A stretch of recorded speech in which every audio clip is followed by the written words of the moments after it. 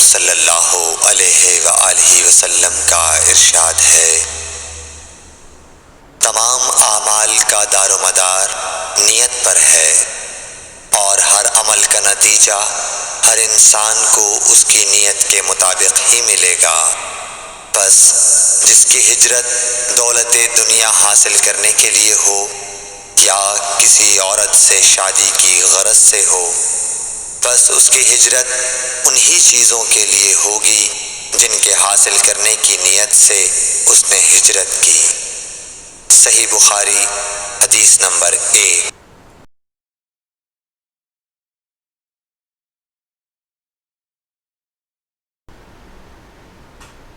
حضور اکرم صلی اللہ علیہ وآلہ وسلم نے فرمایا کہ وحی نازل ہوتے وقت کبھی مجھ کو گھنٹی کی سی آواز محسوس ہوتی ہے، اور وحی کی یہ کیفیت مجھ پر بہت شاق گزرتی ہے۔ جب یہ کیفیت ختم ہوتی ہے تو میرے دل و دماغ پر اس فرشتے کے ذریعے نازل شدہ وحی محفوظ ہو جاتی ہے، اور کسی وقت ایسا ہوتا ہے کہ فرشتہ بشکل انسان میرے پاس آتا ہے اور مجھ سے کلام کرتا ہے، بس میں اس کا کہا ہوا یاد رکھ لیتا ہوں۔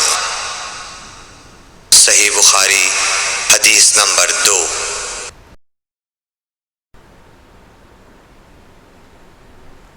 حضرت صلی اللہ علیہ وآلہ وسلم پر وحی کا ابتدائی دور اچھے سچے پاکیزہ خوابوں سے شروع ہوا۔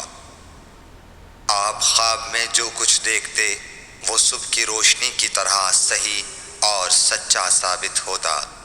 پھر من جانب قدرت آپ تنہائی پسند ہو گئے، اور آپ نے غار حرا میں خلوت نشینی اختیار فرمائی، اور کئی دن اور رات وہاں مسلسل عبادت اور یاد الہی و ذکر میں مشغول رہنے لگے۔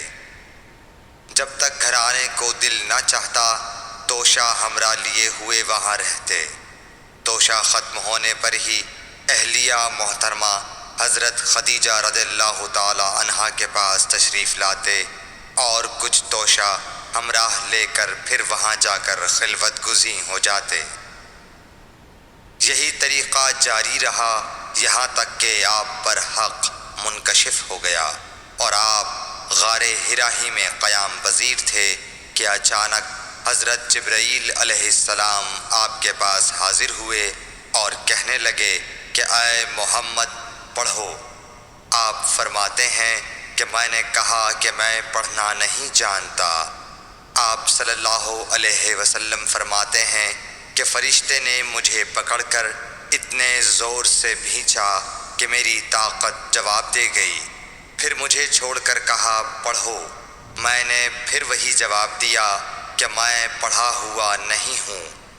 اس فرشتے نے مجھ کو نہایت ہی زور سے بھینچا کہ مجھ کو سخت تکلیف محسوس ہوئی، پھر اس نے کہا کہ پڑھ۔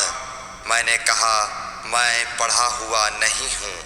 فرشتے نے تیسری بار مجھ کو پکڑا اور تیسری مرتبہ پھر مجھ کو بھینچا، پھر مجھے چھوڑ دیا اور کہنے لگا کہ پڑھو اپنے رب کے نام کی مدد سے جس نے پیدا کیا اور انسان کو خون کی پھٹکی سے بنایا۔ پڑھو اور آپ کا رب بہت ہی مہربانیاں کرنے والا ہے۔ بس یہی آیتیں آپ حضرت جبرائیل علیہ السلام سے سن کر اس حال میں غار حرا سے واپس ہوئے کہ آپ کا دل اس انوکھے واقعے سے کانپ رہا تھا۔ آپ حضرت خدیجہ کے ہاں تشریف لائے اور فرمایا کہ مجھے کمبل اوڑھا دو، مجھے کمبل اوڑھا دو۔ لوگوں نے آپ کو کمبل اوڑھا دیا۔ جب آپ کا ڈر جاتا رہا تو آپ نے اپنی زوجہ محترمہ حضرت خدیجہ رضی اللہ تعالی عنہا کو تفصیل کے ساتھ یہ واقعہ سنایا، اور فرمانے لگے کہ مجھ کو اب اپنی جان کا خوف ہو گیا ہے۔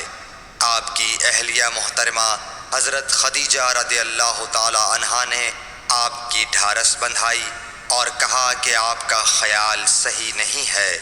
اللہ کی قسم آپ کو اللہ کبھی رسوا نہیں کرے گا۔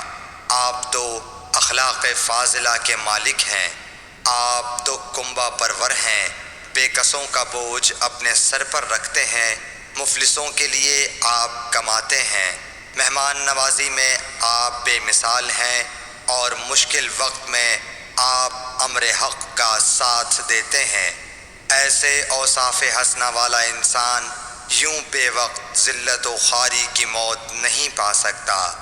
پھر مزید تسلی کے لیے حضرت خدیجہ رضی اللہ تعالی عنہا آپ کو ورقہ بن نوفل کے پاس لے گئیں، جو ان کے چچا زاد بھائی تھے اور زمانہ جاہلیت میں نصرانی مذہب اختیار کر چکے تھے اور عبرانی زبان کے کاتب تھے۔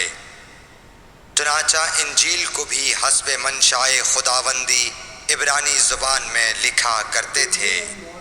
انجیل سریانی زبان میں نازل ہوئی تھی، پھر اس کا ترجمہ عبرانی زبان میں ہوا۔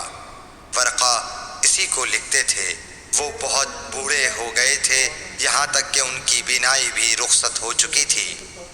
حضرت خدیجہ رضی اللہ تعالی عنہا نے ان کے سامنے آپ کے حالات بیان کیے اور کہا کہ اے چچا زاد بھائی، اپنے بھتیجے محمد صلی اللہ علیہ وسلم کی زبانی ذرا ان کی کیفیت سن لیجئے۔ وہ بولے کہ بھتیجے، آپ نے جو کچھ دیکھا ہے اس کی تفصیل سناؤ۔ چنانچہ آپ صلی اللہ علیہ وآلہ وسلم نے از اول تا آخر پورا واقعہ سنایا، جسے سن کر ورقہ بے اختیار ہو کر بول اٹھے کہ یہ تو وہی ناموس معزز رازدان فرشتہ ہے جسے اللہ نے حضرت موسیٰ علیہ السلام پر وحی دے کر بھیجا تھا۔ کاش میں آپ کے اس عہد نبوت کے شروع ہونے پر جواں عمر ہوتا، کاش میں اس وقت تک زندہ رہتا جب کہ آپ کی قوم آپ کو اس شہر سے نکال دے گی۔ رسول کریم صلی اللہ علیہ وآلہ وسلم نے یہ سن کر تعجب سے پوچھا کہ کیا وہ لوگ مجھ کو نکال دیں گے، حالانکہ میں تو ان میں صادق و امین و مقبول ہوں۔ ورقہ بولا، ہاں یہ سب کچھ سچ ہے، مگر جو شخص بھی آپ کی طرح امر حق لے کر آیا لوگ اس کے دشمن ہی ہو گئے ہیں۔ اگر مجھے آپ کی نبوت کا وہ زمانہ مل جائے تو میں آپ کی پوری مدد کروں گا، مگر ورقہ کچھ دنوں کے بعد انتقال کر گئے۔ پھر کچھ عرصے تک وحی کی آمد موقوف رہی۔ صحیح بخاری حدیث نمبر 3۔